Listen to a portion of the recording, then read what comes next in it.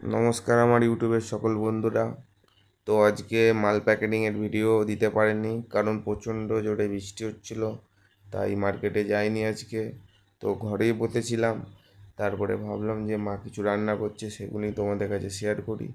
যেমন মাছ ভাজা, করলা ভাজা, আরও অনেক কিছু। তো সেগুলোই শেয়ার করলাম তোমাদের সঙ্গে। তো তোমরা দেখতে থাকো কী কী রান্না হচ্ছে, কমেন্টে জানাও।